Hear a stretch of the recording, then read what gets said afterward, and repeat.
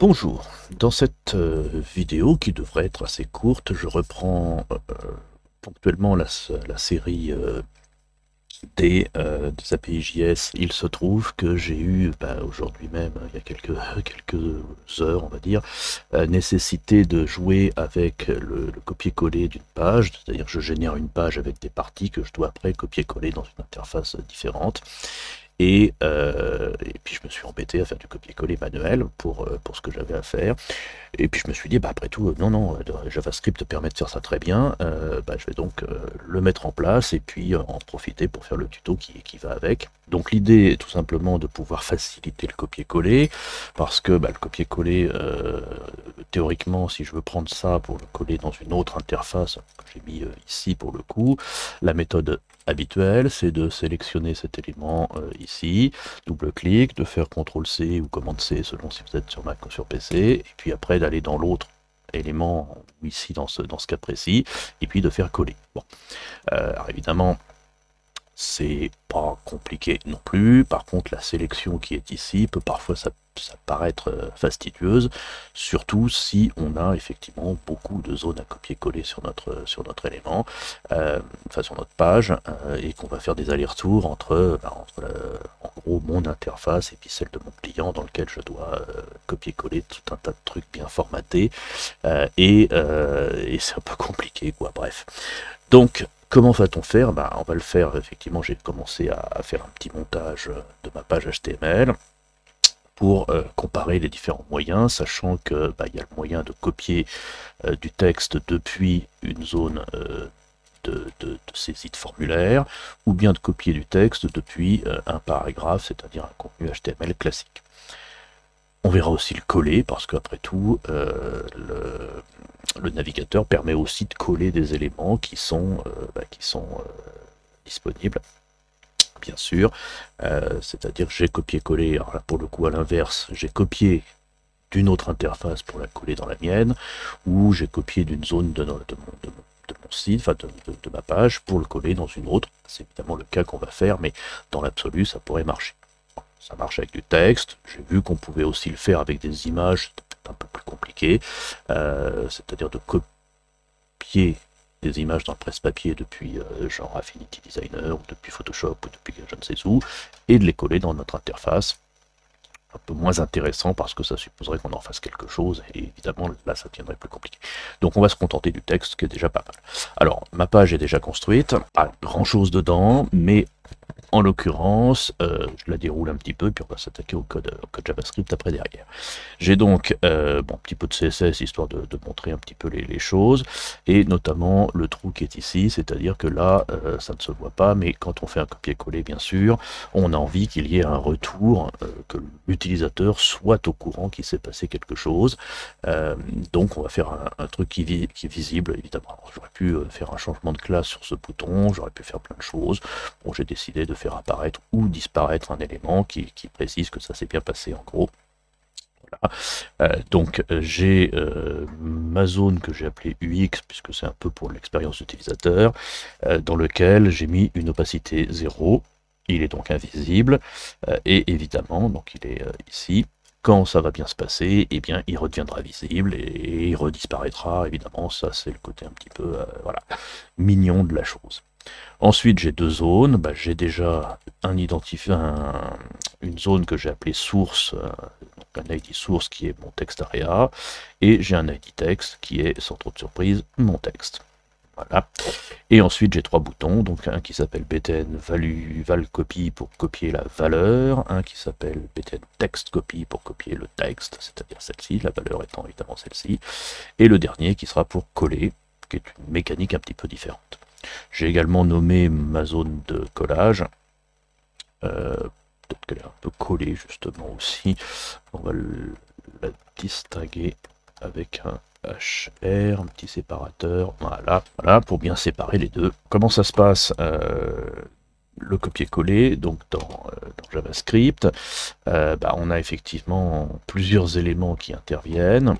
Le premier, ça va être effectivement le fait de récupérer le texte, et ça c'est du JavaScript classique.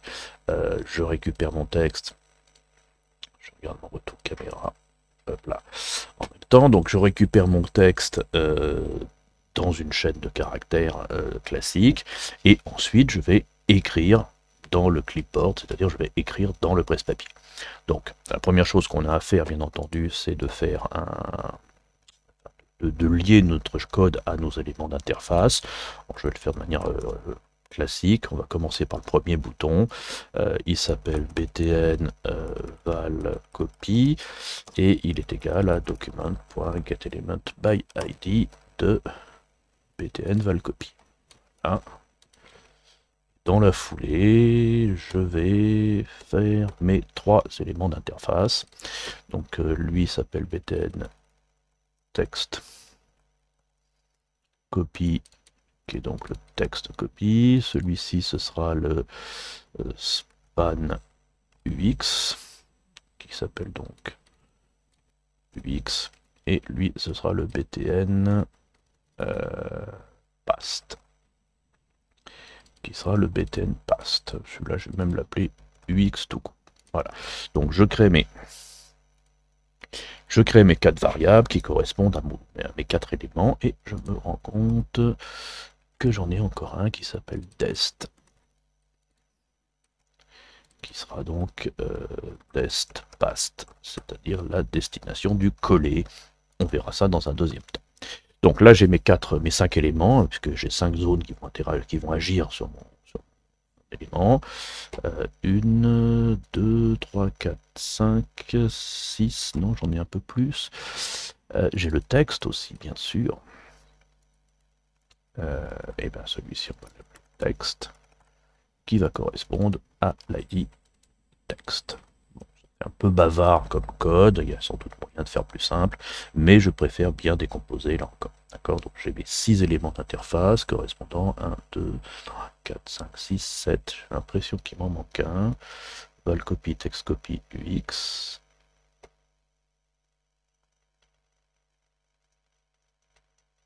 Et j'ai ma source, bien sûr. J'ai ma source, c'est-à-dire ma zone de saisie. D'accord. Ouais.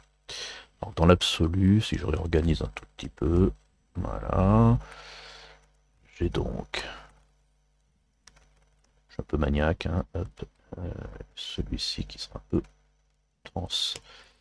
Voilà, donc j'ai UX pour les éléments d'interface, j'ai ma source qui est ici, et l'autre c'est celui qui va me servir à copier ma source. Là j'ai mon texte ici, j'ai mon bouton qui va me servir à copier mon texte, et ensuite j'ai le coller et la zone de collage. Ok. Alors, après, une fois avoir fait ça, on va donc effectivement faire le bouton copier. Copier val. Alors, j'ai mon bouton qui s'appelle btn val copy. J'ajoute un event listener de clic qui va me déclencher un code, c'est-à-dire le fait de pouvoir récupérer les choses. Alors, premier élément, j'ai pas ouvert ma console. Hop, inspecter console. Voilà, en dessous de ma zone de collage. Ma grosse tête devant, mais ça devrait aller. Donc la première chose à faire, c'est donc de récupérer donc le texte, sauf que j'ai appelé mon texte là-haut, donc je vais l'appeler copy, puisque c'est le texte que je vais copier, et qui va être en fait, donc depuis ma source, je vais chercher la value de ma source, et si je fais console.log de copie, vous voyez que si je clique sur mon bouton, il me met bien le lorem ipsum, et si je mets coucou les amis, je copie, il a bien mis coucou les amis. Donc j'ai récupéré le contenu, je l'ai affiché, mais pour l'instant il n'est pas encore dans le presse-papier. Donc le presse-papier, alors ça a changé il y a quelques temps, avant ça utilisait une fonction, là ça en utilise une autre, c'est dans l'objet qui s'appelle navigator. Vous avez tout simplement un attribut qui s'appelle clipboard, une API qui s'appelle clipboard dans le navigateur, qui va nous permettre de faire tout un tas de manipulations, notamment d'écrire du texte ou de lire du texte en l'occurrence, voire de lire des images. C'est l'aspect que je ne verrai pas, mais on va pouvoir travailler avec ça. Donc le clipboard a une méthode, vous voyez que lui, mon éditeur me suggère plusieurs choses, notamment le read text, le write et le write text, qui sont effectivement les éléments qui m'intéressent. Donc read text, c'est pour lire du texte, enfin pour lire du texte dans le presse-papier de manière à le copier quelque part, à le coller quelque part, pardon, et le write text, c'est pour écrire dans le presse-papier ce que j'ai déjà copié. C'est au presse-papier qu'on s'adresse. Write text, c'est pour du texte, et le write tout court, ce serait pour des images en l'occurrence. Donc là, je vais lire mon texte, enfin, je vais écrire mon texte, pardon, le texte qui s'appelle copie, puisque c'est celui-ci qui m'intéresse bien sûr. Alors c'est une promesse, c'est-à-dire que si vous voulez faire quelque chose à l'issue de ça, eh bien vous allez devoir passer par un then, c'est-à-dire le fait de copier le texte, écrire dans le presse-papier, c'est-à-dire copier, et ensuite, une fois que c'est fait, vous allez pouvoir déclencher quelque chose, genre un console.log donne comme ceci. Donc je copie, et là il m'a dit donne, ça veut dire qu'il a bien copié ce que j'ai mis, effectivement. Alors, comment le vérifier? Je vais dans ma zone de collage, je fais CTRL-V, et vous voyez qu'il a bien mon élément. Si je fais plaf, plaf, plaf, plaf, je copie mon texte, je vais ici, je fais coller, il l'a bien copié, je ne suis pas intervenu, évidemment. Donc ça, c'est...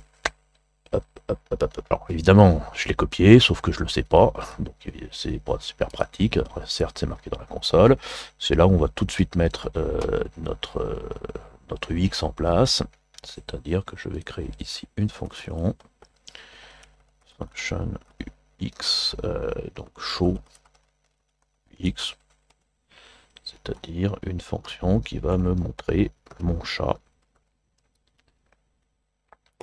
Donc mon chat s'appelle ux.style.opacity égale 1. D'accord, donc là, si je copie, clac, ça ne marche pas parce que... Alors, pourquoi ça ne marche pas? Hop. Pourquoi ça ne marche pas? Parce que si je crée une fonction que je n'appelle pas, forcément, elle ne sert pas à grand-chose. Donc je copie et vous voyez que j'ai mon chat qui m'interpelle sur le fait que l'opération a bien réussi. Bon, je l'ai mis un peu loin, effectivement, il aura peut-être intérêt à être à côté du bouton, peut-être dans le bouton. Peu importe, ça peut se retravailler bien sûr. Alors ce qui peut se retravailler aussi, c'est de se dire, ok, là, il a été copié, mais si je recopie, il est toujours là, et si je ne fais rien, il est toujours là. Donc on va... dans la fonction showUX, se dire que cette timeout function, donc au bout de, mettons, une seconde, eh bien on repasse le style opacity à 0. On pourrait sans doute faire des classes avec des transitions pour que ça disparaisse progressivement. Voilà, donc là, tac, j'ai mon chat qui apparaît, et une seconde après, il disparaît. Peut-être que c'est un peu beaucoup, d'ailleurs. Si le bouton était juste à côté, ça suffirait. Là, comme il est un peu plus loin, je vais peut-être réorganiser un tout petit peu mon élément. Et le past, je vais le mettre carrément en dessous. Ouais, c'est pas mal ça. Donc là, il passe à côté, c'est pas mal. D'accord. Donc comme ça, on voit qu'il s'est passé quelque chose. A priori, il sourit, donc ça s'est bien passé. Je pourrais mettre un truc rouge avec une tête qui fait la tête, justement, pour montrer que ça s'est mal passé, mais on va s'arrêter là, en principe. La promesse pourrait effectivement faire un zen, et puis faire une alternative, ce serait donc un virgule comme ça, qui nous permettrait de dire erreur, quelque chose. Il y a eu un problème qui s'est passé ou quelque chose. Alors je ne vois pas trop ce qu'il peut y avoir comme problème à ce niveau-là. Mais ce serait sans doute préférable de faire une gestion d'erreur, bien sûr. Ça se ferait de cette façon. principe posé, donc je lis dans le presse-papier la chose, ma valeur. Alors, si je voulais lire mon contenu qui est ici, alors on peut... Ça va beaucoup ressembler en fait. Si je veux faire le button, donc je l'ai appelé button text copy. Le button texte copier, c'est-à-dire copier du texte. Je ne vais pas le chercher dans ma source, mais dans mon paragraphe, je l'ai appelé texte.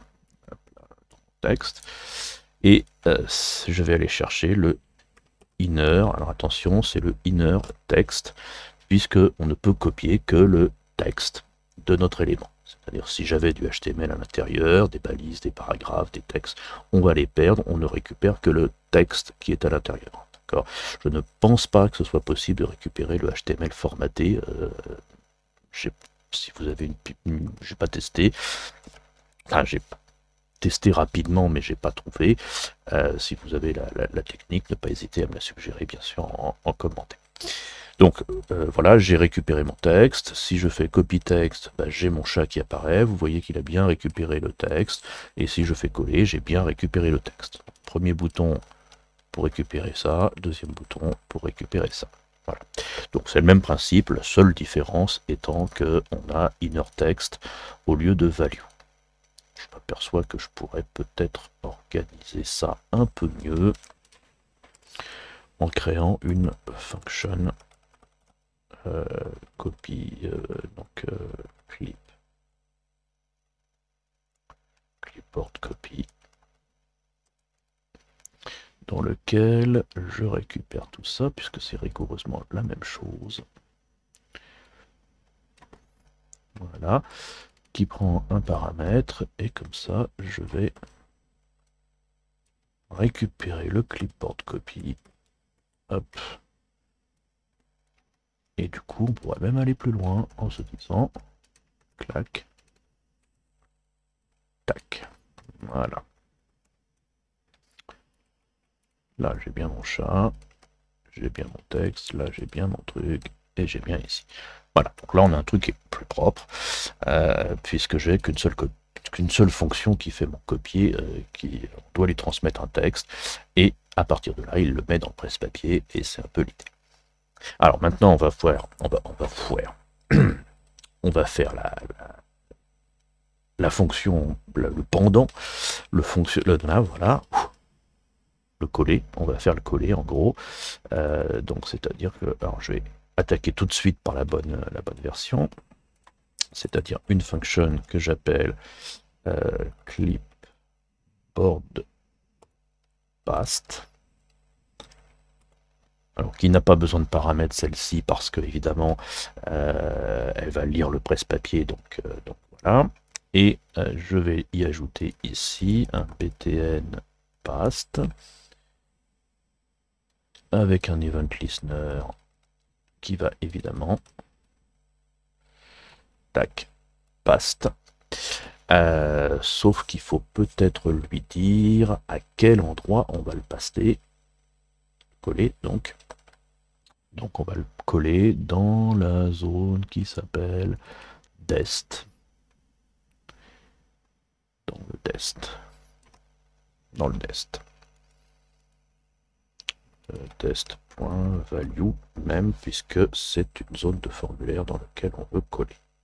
Ok, donc lui il va s'appeler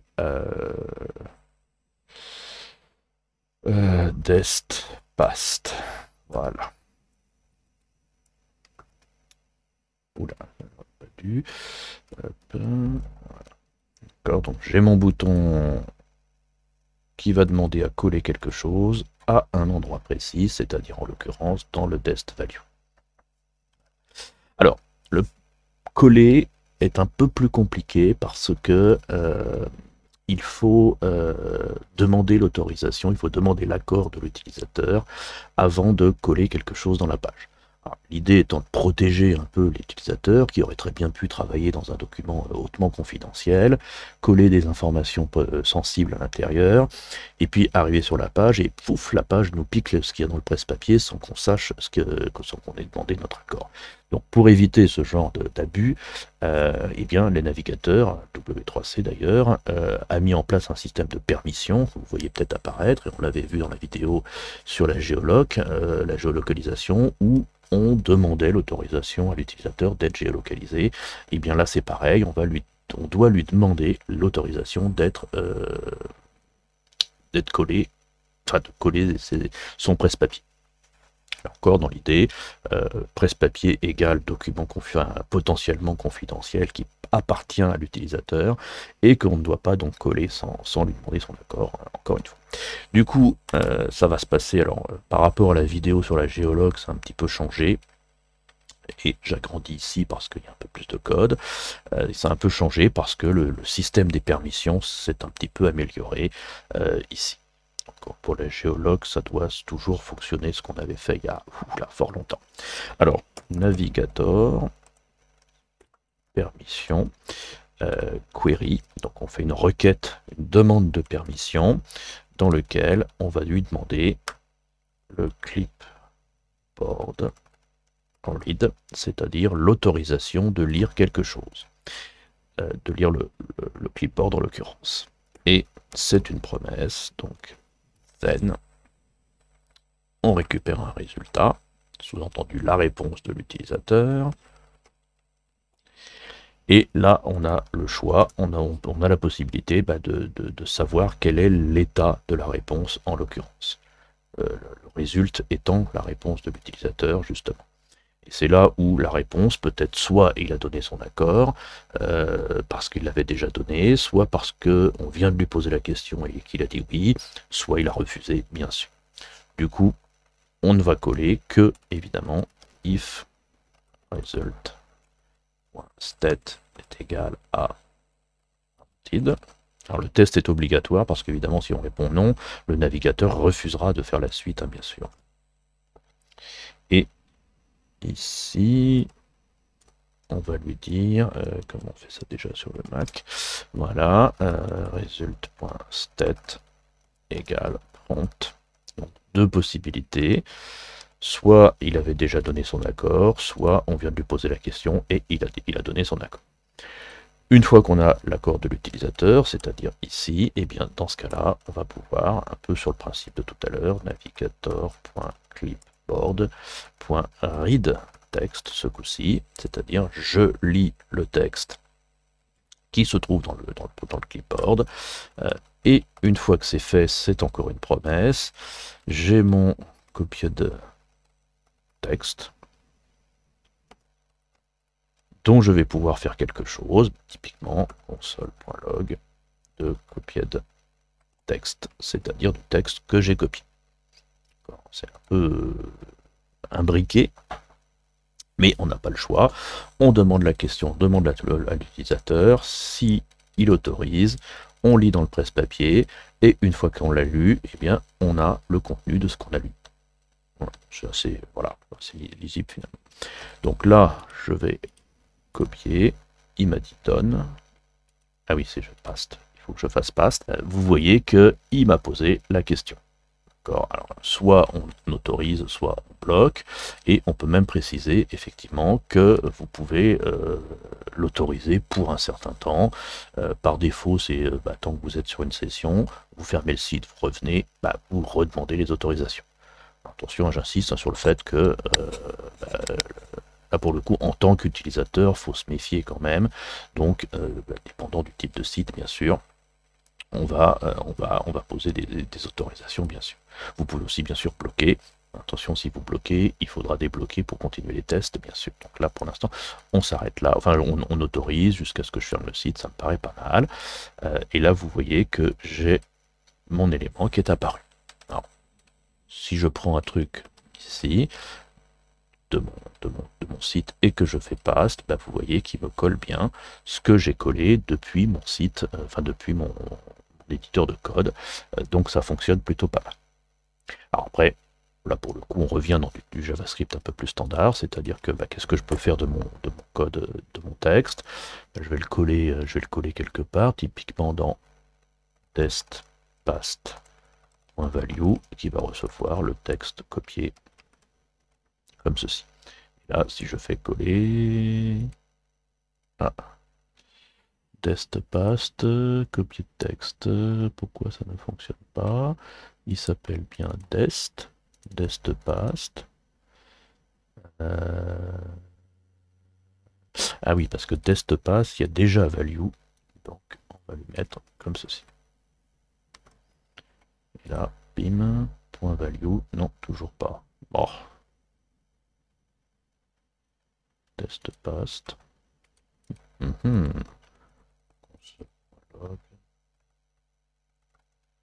On va plutôt, dans ce cas-là, lui dire j'envoie ma destination et je vais le mettre comme ceci. Là, on est mieux. D'accord. Ça, c'est un petit détail. Donc là, j'ai copié tout un paquet ici. Si je fais paste, il me colle tout mon paquet. Il ne me redemande pas mes permissions parce que je les ai autorisées jusqu'à un certain temps. En passant, vous pouvez les modifier ici. Vous pouvez lui dire que le presse-papier, vous ne voulez plus autoriser ici. Voilà. Si je refuse, je crois qu'il va me... Il faut rafraîchir la page. Je fais coller et là, on est foutu puisqu'on a refusé. Il faut revenir ici et re-autoriser ou réinitialiser éventuellement. D'autres permissions qui proviennent d'autres travaux évidemment. Et maintenant que j'ai de nouveau autorisé, eh bien je peux de nouveau coller mes éléments. Voilà. Donc on est bon. Ben voilà, comment faire du copier-coller. Alors, toute une vidéo pour faire du copier-coller bien sûr. Mais de manière un peu plus intelligente et qui vont, une fois que j'aurai mis ça en place dans mon interface, me faire gagner un temps fou, bien sûr, parce que j'en ai besoin tout bêtement. Voilà, dans 4-5 ans pour la prochaine vidéo, non, peut-être avant, dans cette série en tout cas, et j'en ai eu d'autres entre temps. Au revoir.